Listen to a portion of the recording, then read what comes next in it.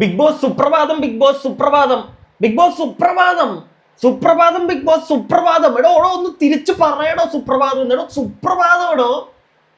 എടോ ഒരു സൈഡിൽ നിന്ന് അനീഷ് മോൻ രാവിലെ തുടങ്ങിയിട്ടുണ്ട്. ഇപ്പുറത്തെ സൈഡിൽ നിന്ന് രേണു ചേച്ചിയുടെ റാസൽ ഖൈമയിലെ നാടകത്തിനെ പറ്റിയിട്ടുള്ള കഥ തുടങ്ങിയിട്ടുണ്ട്. എന്തൊക്കെയാ ലൈവിൽ നടക്കുന്നതെന്ന് നിങ്ങൾക്ക് വല്ല ഐഡിയ ഉണ്ടോ പ്രിയപ്പെട്ടവരെ? ഞാൻ പറഞ്ഞു തരാം. അപ്പോൾ ബിഗ് ബോസ് സീസൺ 7 മലയാളത്തിന്റെ ലൈവ് അപ്ഡേറ്റ്സിലേക്ക്, ഇന്നത്തെ ലൈവ് അപ്ഡേറ്റിലേക്ക് ഏവർക്കും അങ്ങോട്ട് സ്വാഗതം. ഞാൻ ആരുടെയൊക്കെയോ പ്രിയകരനായ സൈക്കോ ബോയ്. അപ്പോൾ അനീഷേട്ടൻ രാവിലെ തുടങ്ങിയിട്ടുണ്ട് പരിപാടി. ഒരു മയോ ഇല്ല, ഒരു മടിയില്ല, ഫുൾ ചാർജിലാണ് അനീഷേട്ടൻ, ഫുൾ ചാർജിൽ.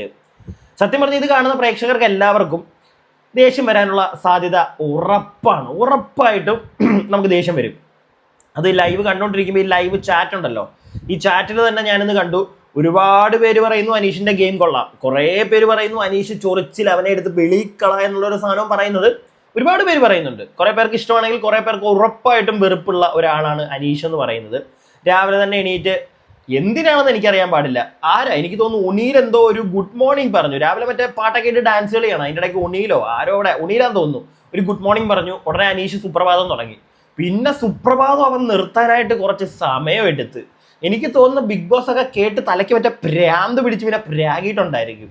അത്രയ്ക്കും സുപ്രഭാതം പറിച്ചില്ല ഇവൻ്റെ. ഓക്കെ, അതങ്ങോട്ട് കഴിഞ്ഞ ഉടനെ ബിഗ് ബോസിന്റെ അനൗൺസ്മെന്റ് വരുന്നുണ്ട്. നമ്മുടെ ബാറ്ററി ഉണ്ടല്ലോ, നമ്മുടെ എന്താണ് ഈ മൈക്കിന്റെ, അത് ചേഞ്ച് ചെയ്യണം. രാവിലെ എല്ലാവരും വന്ന് ചേഞ്ച് ചെയ്യാൻ പറയുന്നുണ്ട്. അപ്പോൾ അനീഷൊക്കെ പോകുന്നുണ്ട്, നമ്മുടെ സ്റ്റോർ റൂമിൽ പോയി അതങ്ങനെ ചേഞ്ച് ചെയ്യുന്നുണ്ട്.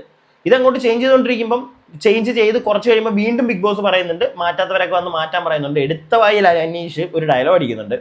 അത് ഇങ്ങനത്തെ ഡയലോഗ് മാത്രമുള്ള അനീഷിന് ഒരു പണിയായിട്ട് മാറുന്നത്. അത് വേറൊന്നുമല്ല, പിന്നെ ഇടയ്ക്കിടയ്ക്ക് ഒരു സാധനമുണ്ട്, ഞാൻ മാത്രമാണ് ജനങ്ങൾക്കിടയിൽ നിന്ന് വന്ന ആള്, ഞാനൊരു കോമണർ, ബാക്കി എല്ലാവരും വലിയ എന്തോ ആളാണ് എന്നൊരു സാധനം പറഞ്ഞ അനീഷ് ഇടയ്ക്കിടയ്ക്ക്, അത് ഒരു തവണ പറഞ്ഞാൽ ഓക്കെ, 2 തവണ പറഞ്ഞാൽ ഓക്കെ, അതപ്പോൾ ആൾക്കാർ ശ്രദ്ധിക്കും. ഓക്കെ, ഇവൻ നമ്മുടെ ഇടയ്ക്കൊന്ന് പോയ ഒരാളാണ്, പിന്നെ നമ്മൾ കുറച്ചുകൂടെ സപ്പോർട്ട് ചെയ്യണമെന്നൊരു സാധനം നമുക്ക് എല്ലാവർക്കും തോന്നും. പക്ഷേ അനീഷിന്റെ കാര്യത്തിൽ അനീഷ് ഈ സാധനം ഇടയ്ക്കിടയ്ക്ക് പറയുന്നുണ്ട്, ഇന്നും പറയുന്നുണ്ട്. രാവിലെ ബിഗ് ബോസ് ഇവരൊക്കെ ഏതോ ലോകത്ത് നിന്ന് ഇറങ്ങി വന്നവരാണ്, ഇവർക്കൊക്കെ എന്താണ്, ഇവർക്കൊന്നും ഒരു സീരിയസ്നെസ് ഇല്ല എന്നൊരു സാധനം അനീഷ് പറയുന്നുണ്ട്. ഈ സീരിയസ്നെസ് കൊണ്ട് അനീഷ് എന്താ ഉദ്ദേശിക്കുന്നതെന്ന് എനിക്ക് എന്തായാലും മനസ്സിലായിട്ടില്ല.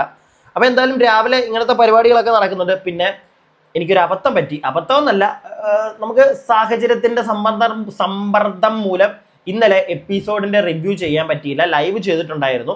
അപ്പോൾ നിങ്ങൾ കണ്ടതായിരിക്കും ഭൂരിഭാഗം പേരും എപ്പിസോഡ്. രേണു ചേച്ചിയുടെ മറ്റേ മടിയും, ഇല്ലെങ്കിൽ രാത്രിയിലത്തെ ഇന്നലത്തെ ലൈവിലും ഉണ്ടായിരുന്നു. രേണു ചേച്ചിക്ക് വയ്യ, രേണു ചേച്ചിക്കൊക്കെ എങ്ങനെയെങ്കിലും അവിടുന്ന് പോയാൽ മതി എന്നുള്ളൊരു മൂടാണ്. ഇന്നലത്തെ എപ്പിസോഡിന്റെ ലാസ്റ്റ് ആണ്, ആദിലെ നോറ എടുക്കലങ്ങാണ്ടിരുന്നിട്ട് രേണു പറയുന്നുണ്ട്, എനിക്ക് വയ്യ, ഫിസിക്കൽ ടാസ്ക്. ഇപ്പം എന്തായാലും മറ്റേ മിഡ് എവിക്ഷൻ വരുന്നുണ്ടല്ലോ, നിങ്ങൾ അറിഞ്ഞതാണല്ലോ. അപ്പം മിഡ് എവിക്ഷനിൽ രേണു ഒക്കെ ഉണ്ട്.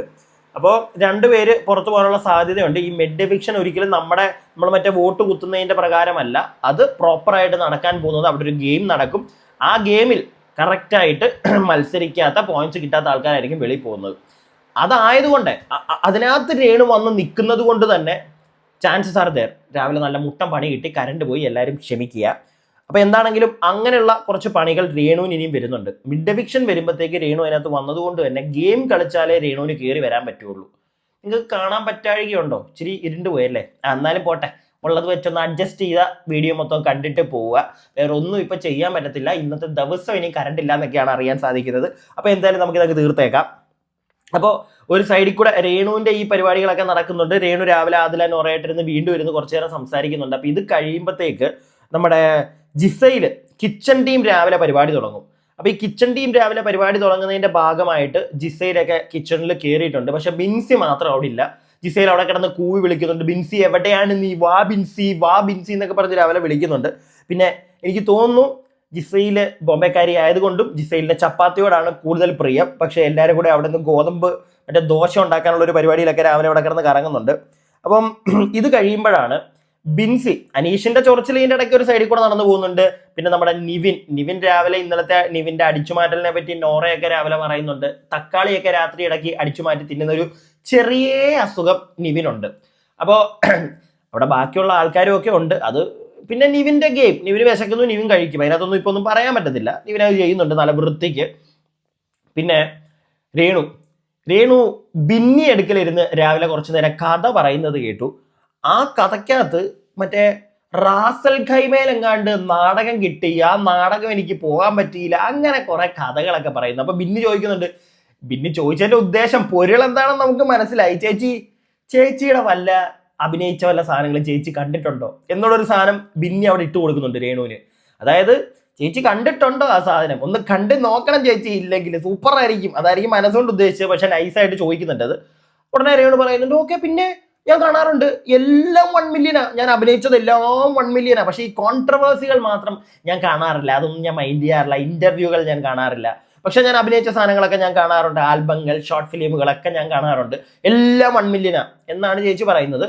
നല്ല കാര്യം, രേണു ചേച്ചി ഇത് കാണുന്നതിന്റെ കൂട്ടത്തിൽ അതിന്റെ കമന്റ് ബോക്സും കൂടെ ഒന്ന് നോക്കിയാൽ അടിപൊളിയായിരിക്കും. അത്രയും ചെയ്താൽ മതി, വേറെ കൂടുതലൊന്നും നോക്കണ്ട. അപ്പൊ എന്താണെങ്കിലും അഭിനയ കുലപതിയാണെന്ന് രാവിലെ വിളിച്ചു പറഞ്ഞുകൊണ്ടിരിക്കുകയാണ് നമ്മുടെ രേണുസുതി അവിടെ ഇരുന്ന്. ഇത്രയൊക്കെയാണ് അവിടെ നടന്നിരിക്കുന്നത്. രാവിലെ ബ്രേക്ക്ഫാസ്റ്റിന്റെ ഒരു പരിപാടിയിലാണ് എല്ലാവരും. അപ്പൊ എന്തായാലും ഞാൻ ബാക്കിയൊന്ന് പോയി കാണാൻ ഇനി പറ്റുമോന്ന് അറിയത്തില്ല. കാണുവാണെങ്കിൽ ബാക്കി ലൈവ് അപ്ഡേറ്റുമായിട്ട് വരാം. കാണാം, എവിടെന്നെങ്കിലും ഒക്കെ ഇരുന്ന് നമ്മൾ കമ്പനിക്കാരുടെ വീട്ടിലോ എവിടെയെങ്കിലും പോയിരുന്ന് കണ്ട് അപ്ഡേറ്റ്സ് തരാൻ മാക്സിമം ശ്രമിക്കുന്നതായിരിക്കും. അപ്പൊ പോയിട്ട് വരാം. അപ്പൊ എല്ലാവരും stay tuned and stay weird. പിന്നെ എല്ലാവരും ഒന്ന് കമന്റ് ബോക്സിൽ നിങ്ങളുടെ അഭിപ്രായം പറയുക, വീഡിയോയ്ക്ക് ലൈക്ക് തരിക, ആദ്യമായിട്ട് കാണുന്നവർ സബ്സ്ക്രൈബ് ചെയ്യുക. ഓക്കെ.